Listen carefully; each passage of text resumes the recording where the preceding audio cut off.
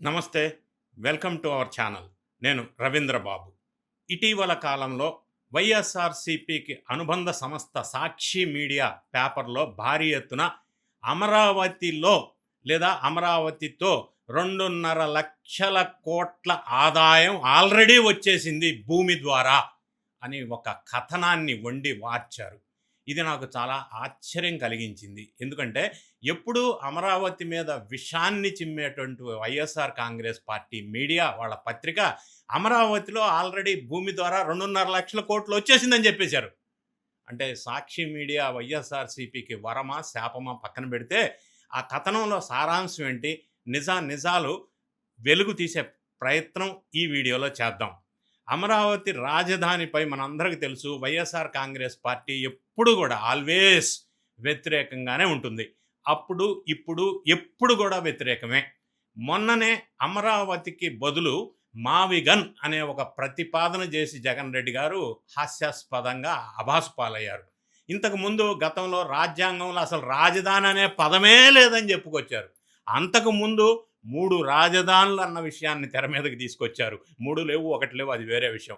అంతకుముందు వరదల్లో మునిగిపోద్ది అన్నారు, అదొక అడవి అన్నారు, అదొక శ్మశానం అన్నారు, కన్స్ట్రక్షన్కి పనికిరాదన్నారు, వేశ్యల రాజధాని అన్నారు, అబ్బో ఎన్నో అన్నారు.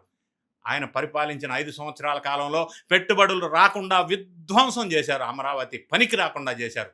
టోటల్గా చెప్పాలి అంటే అమరావతికి వైఎస్ఆర్ కాంగ్రెస్ పార్టీ వ్యతిరేకం. ఇక సాక్షి మీడియా గురించి అయితే చెప్పని అవసరమే లేదు. అమరావతికి వ్యతిరేకంగా పుంఖాలుగా మొదటి నుంచి రాస్తూనే వస్తుంది సాక్షి. అటువంటి సాక్షి మీడియా అమరావతికి అనుకూలంగా ఒక కథనాన్ని ఇచ్చింది. అదేంటంటే సారాంశం, అమరావతి ద్వారా ప్రభుత్వం 2.5 లక్షల కోట్ల రూపాయలు ఇప్పటికే సమకూర్చేసింది వా అనేది సాక్షి కథన సారాంశం. ఈ వ్యతిరేక కథనంలో భాగంగా ప్రభుత్వానికి అనుకూలంగా మారిపోయింది దాని సారాంశం. ఆ విధంగా ప్రచురించడం చాలా ఆశ్చర్యకరమైన అంశం. అది ఎందుకు అంటే చంద్రబాబు నాయుడు గారు ఇంటి పక్కనే గ్రీన్ జోన్, ఈ అంశం మీద ఆ కథనం రాశారు. అమరావతిలో చంద్రబాబు నాయుడు గారు వెలగపూడి రెవెన్యూ డివిజన్లో 5 ఎకరాల్లో G+1 శాశ్వత నివాసం ఏర్పాటు చేసుకుంటున్న విషయం మనకు తెలిసిందే. కన్స్ట్రక్షన్ అవుతా ఉంది.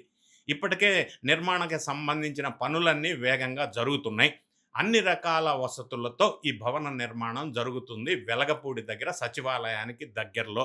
అయితే ఈ భవనం పక్కనే ఆనుకొని 3,000 గజాలు ఖాళీ స్థలాన్ని ఖాళీగా ఉంచారు. అంటే మరో నిర్మాణం జరగకుండా ఉండేందుకు ఈ ఖాళీ ఏరియాని గ్రీన్ జోన్ పరిధిలో చేర్చారు అని సాక్షి మీడియా కథనం రాసుకొచ్చారు.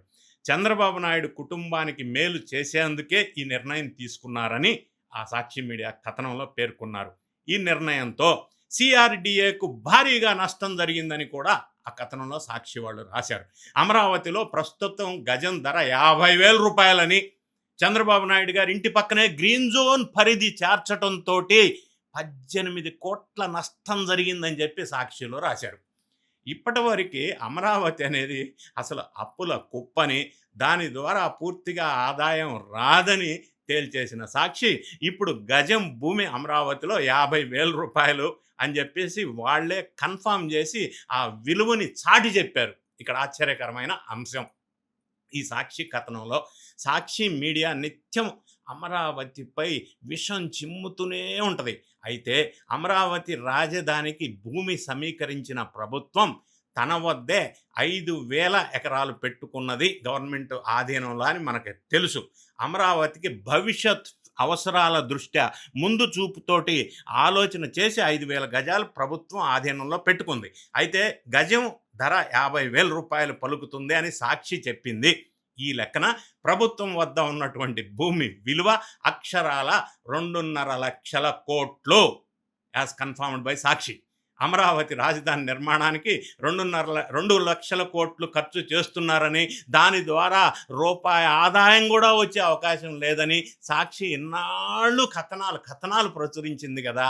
కానీ చంద్రబాబుపై వ్యతిరేకతతో కథనం అల్లే క్రమంలో గజం ధర 50,000 రూపాయలని చెప్పటం ద్వారా అమరావతి రాజధాని నిర్మాణం పూర్తి కాకముందే ప్రభుత్వం చేతిలో 2.5 లక్షల కోట్ల ఆదాయం ఆల్రెడీ వచ్చేసిందని సాక్షి బయట పెట్టేసింది.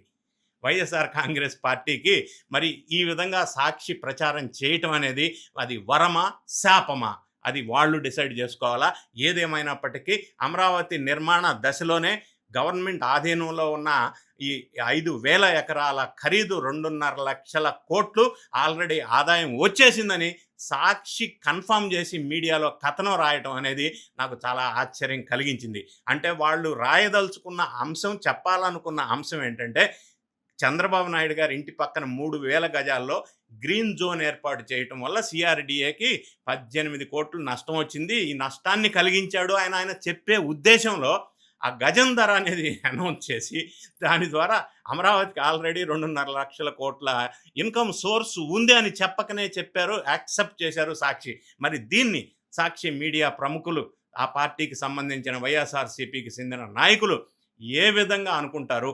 నాకైతే చాలా క్లియర్గా అర్థమైంది. సాక్షి ఎట్టకేలకు చెప్పాలని అనుకోకపోయినా అసలు విషయాన్ని, నిజాన్ని ఆ కథనం ద్వారా ప్రజలకి తెలియజేసే ప్రయత్నం అయితే చేసింది. ఇది ఒక ఆశ్చర్యకరమైన విషయం. నిజాన్ని ఆ పత్రిక రాయటం అనేది వేరే రకంగా ఉద్దేశంతో రాయాలని అనుకుంటే ఈ విధంగా జనానికి అర్థమయ్యే విధంగా సాక్షి మీడియాలో కథనాన్ని ప్రచురించారు. ఇది మంచి పరిణామమే. అంటే ఇప్పటికే 2.5 లక్షల కోట్ల ఆదాయం అమరావతికి వచ్చిందంటే ఇది మొదటి నుంచి ఎన్డీఏ ప్రభుత్వం చెప్తుంది అదే కదా, భూమి ధర పెరుగుతుంది, దానివల్ల ప్రభుత్వానికి ఎక్కువ అసెట్ అవుతుంది అని. ఇప్పుడు మరి ఈ స్టేజీలోనే వీళ్ళు ఇంత ధర, ఇంత అమౌంట్ అసెట్ అయిందని చెప్పడం అనేది గొప్ప విషయం కాదా? మీరేమనుకుంటున్నారు? మీ కామెంట్ని కామెంట్ రూపంలో తెలియజేయండి. ఈ వీడియో నచ్చినట్టయితే లైక్ బటన్ నొక్కండి, మీ ఫ్రెండ్స్కి షేర్ చేయండి. Thank you so much for watching.